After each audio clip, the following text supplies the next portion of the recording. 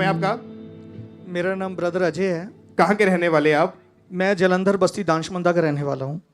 क्या गवाही है आपकी? शुरू से आपने बताना, सारी गवाही क्या है आपकी, बताइए। गवाही मेरी परमेश्वर की अनुग्रह से ये है कि 1960 में मेरे दादा दादी जी ने जालंधर में एक मकान लिया था। तो मेरे पापा इंडियन नेवी में सर्विस करते थे, तो हम आंध्र प्रदेश में रहते थे। तो वहाँ पर मेरा जन्म हुआ। हम इस घर में जब आए तब मेरी उम्र 7 साल की थी। तो मुझको नहीं ये पता था कि इस घर में कोई जगह है। वो जगह ऐसी थी कि हमारे घर वालों को भी नहीं पता था, क्योंकि जिनसे वो खरीदा था मकान उन्होंने बताया ही नहीं था कि यहाँ कोई जगह है। क्या हुआ जब आप उस घर में आए? जब हम उस घर में आए तो जब मेरी एज 8 साल की हुई तो मुझे सब कुछ इन खुली आंखों से दिखना शुरू हो गया। मुझे ये नहीं समझ आ रही थी कि ये मेरा वहम है या कोई। मैं अपने मम्मी पापा को बताता था, वो कह रहे थे कि क्या दिखना शुरू हुआ आपको? क्या दिखता था? भाई वो सूक्ष्म चीज़ें ऐसी दिखती थी कि जैसे कोई शमशान घाट के सामने से निकलना, वहाँ बदरुएं बैठी हैं, दिख रही हैं। आपको ये खुली आंखों से दिखाई देती थी? मुझे सब कुछ खुली आंखों से दिखता था। और आपने लिखा जब आप लोगों के घरों के सामने से, गलियों से निकलते थे, क्या होता था उस समय?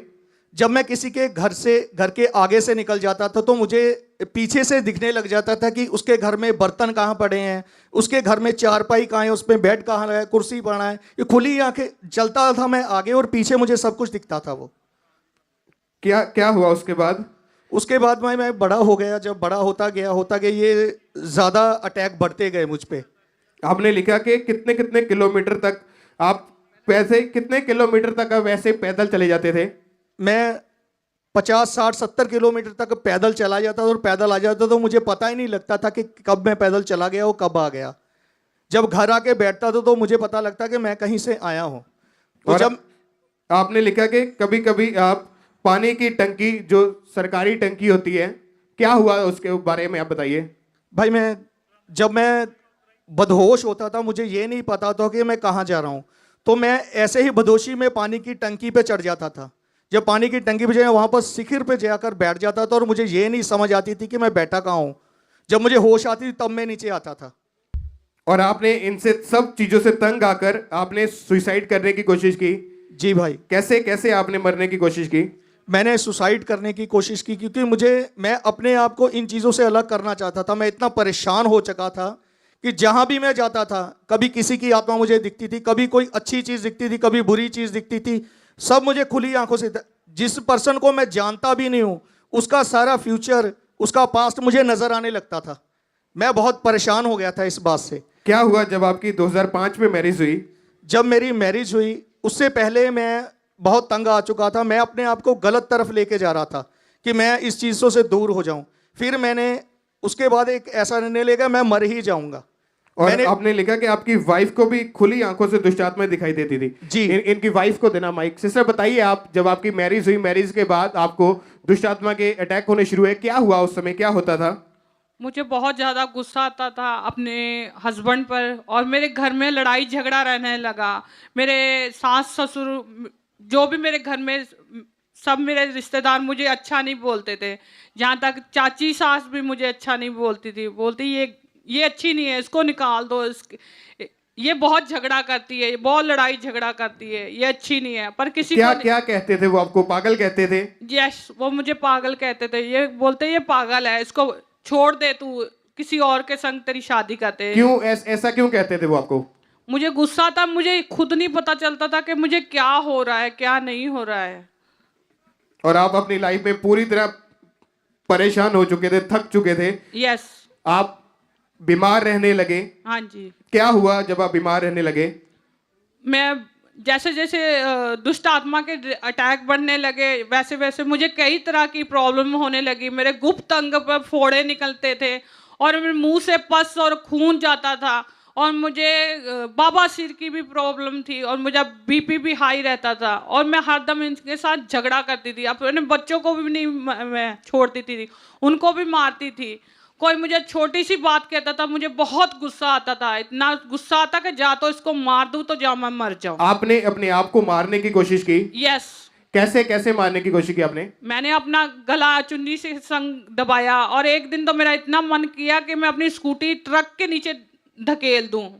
आपने 2 बार सुसाइड करने की कोशिश की, अपने गले को Yes. दुपट्टे से लपेटकर, और स्कूटी पर जाते थे आपने अपने आप को मारने की कोशिश की। यस। ब्रदर आप बताइए क्या क्या होता था उस समय आपके घर में? हमारे घर में ऐसी मतलब लड़ाई होती थी कि जिसका कोई सोल्यूशन ही नहीं है। एक को चुप करवाना तो दूसरे के साथ लड़ाई शुरू हो जाती थी। कैसे फिर आपको चर्च के बारे में कैसे पता लगा? मेरे एक फ्रेंड हैं, वो मेरे साथ पेंटिंग का काम करते हैं। उन्होंने, हम दोनों काम कर रहे थे, उन्होंने मुझे परमेश्वर का सुसमाचार दिया। बट मैं इतना मतलब अपने आप में था कि मैंने उसको ये बात की कि मेरे सामने परमेश्वर का नाम मत ले। मैंने उसको गले से पकड़ा और उसको मारने लगा। तो फिर हमारे साथ एक लड़का और था, उसने मेरा हाथ रोका। फिर उसने मुझे कहा तू एक बार मेरे कहने पर चर्च आ जा। तो मैंने उसको फ़ोन करके किया कि जा तू, मैं नहीं आऊँगा। फिर उसने मुझे रिक्वेस्ट की कि भाई मेरे कहने पर एक बार चर्च आ जा। जब मैं यहाँ उसके बाद 3 महीने के बाद मैं यहाँ चर्च आया। चर्च के वो मेन रोड के ऊपर मैं यहाँ खड़ा था। जब मैं खड़ा था तो मीटिंग यहाँ ख़त्म हो चुकी थी। जब मैं आया, अंदर आने लगा तो कलीसिया यहाँ से बाहर जा रही थी, क्योंकि मुझे कलीसिया तो नज़र नहीं आ रही थी। जितनी यहाँ कलीसिया थी उससे ज़्यादा तो यहाँ मुझे दूत नज़र आ रहे थे, क्योंकि ये तो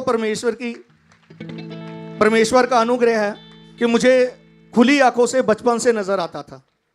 आपने बताया कि आपको उतने लोग नहीं दिखाई दे रहे थे जितने आपको व्हाइट कपड़ों में यहाँ पर स्वर्गदूत दिखाई दे रहे थे। जी। क्या हुआ जब आप फर्स्ट टाइम चर्च में आए?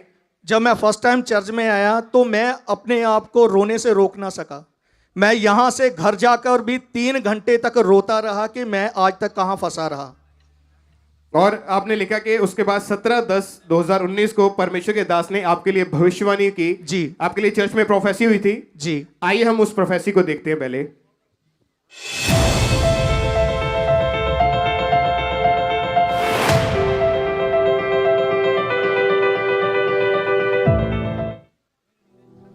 एक ब्रदर मैं यहां पे देख रहा हूं,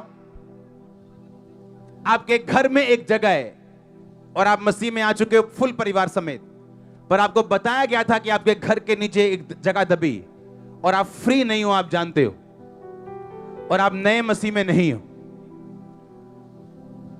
आपको आगे आना है, क्योंकि मैं आपको डिलीवर होता हुआ देख रहा हूं। आप बताइए कि जब आप चर्च में एंटर हुए थे, दोबारा बताइए कि जब आप चर्च में एंटर हुए क्या क्या नजर आया आपको चर्च में? ब्रदर, मुझे इतनी यहाँ कलीसिया नहीं नजर आई, उससे ज्यादा, उससे दुगने मुझे यहाँ पर परमेश्वर के दूत नजर आए। पहले तारीफ करें जोर से, साजों के साथ परमेश्वर की तारीफ करें जोर से। सभी साजों के साथ मिलकर अपने हाथों को उठाएं और जोर से परमेश्वर की तारीफ करें। इन्होंने बताया कि जब ये चर्च में एंटर हुए उतने लोग नहीं नजर आए जितने इनको दूत नजर आए। आप जानते हैं कि परमेश्वर की हुजूरी, उसकी उपस्थिति यहाँ पे मौजूद है जी। और वही दूत आज भी हमारे बीच में यहाँ पे मौजूद है। सेलिब्रेट करें तालियों के साथ और प्रार्थना में बने रहें परमेश्वर की हुजूरी में। जोर से परमेश्वर की तारीफ करें। ब्रदर, आप बताइए कि जब आपके लिए भविष्यवाणी हुई, आपके लिए प्रोफेसी हुई, आइए हम पहले दोबारा से उस प्रोफेसी को सुनते हैं। एक ब्रदर मैं यहां पे देख रहा हूं, आपके घर में एक जगह है और आप मसीह में आ चुके हो फुल परिवार समेत, पर आपको बताया गया था कि आपके घर के नीचे एक जगह दबी और आप फ्री नहीं हो, आप जानते हो, और आप नए मसीह में नहीं हो।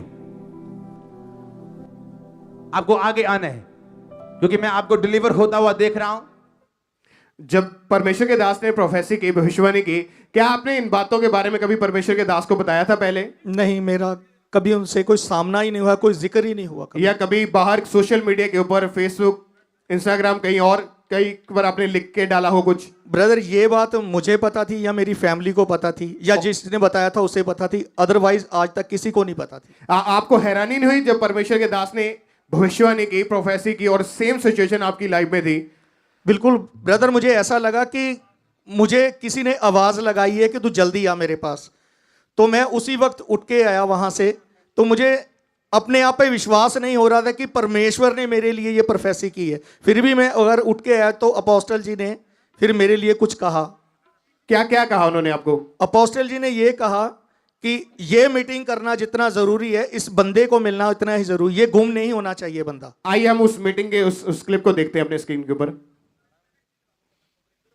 आपने नेक्स्ट प्रोफेसी की कि ब्रदर आपके घर में फुल परिवार तो मसीह में है, लेकिन आपके घर में जगह है वो बहुत देर से है आपके घर ओके, मैं आपसे मिलूंगा, आपसे मैं यहाँ पे बात नहीं कर सकता हूँ, आपसे मैं मिलूंगा, इनको साइड पे रखो और मैं इनसे मिलूंगा। इनसे मिलना उतना ही जरूरी है जितना ये मीटिंग करना, समझ लेना, मिस नहीं होना चाहिए ये आदमी। क्या हुआ जब आप परमेश्वर के दास से मिले? फिर मैं जब परमेश्वर के दास से मिला, उन्होंने मुझे अपने ऑफिस में आने के लिए कहा, तो मैं ऑफिस में गया। उन्होंने मेरी सारी प्रॉब्लम बिना सुने मुझे बताई कि तेरी ये प्रॉब्लम है, बट उन्होंने अपने पास से मुझे आपकी जो प्रॉब्लम थी, जो आपके ऊपर था, वो आपने नहीं उनको बताया बल्कि उन्होंने आपको बताया। नो, मुझे बताने की जरूरत नहीं पड़ी ब्रदर। आपने नहीं बताया, लेकिन परमेश्वर के दास ने बताया कि आपकी जिंदगी में ये चल रहा है। जी। क्या क्या हुआ उसके बाद? उसके बाद मुझे परमेश्वर के दास ने अपने ओर से एक अनॉइंटिंग रुमाल दिया, बट 2 बड़ी ऑयल की अनॉइंटिंग ऑयल की बोतल्स दी। तो मुझे कुछ ऐसा कहा कि घर जाके ऐसे ऐसे कीजिए। और आपके उसके बाद आपके ऊपर लेहन प्रार्थना भी हुई थी। जी, अपोस्टल जी ने मेरे लिए और मेरी पूरी फैमिली के लिए व्हाइट कार्ड, लेहन कार्ड बनवाया। आइए हम उस दिन जब इनके ऊपर लेहन प्रार्थना हुई थी उस वीडियो को देखते हैं।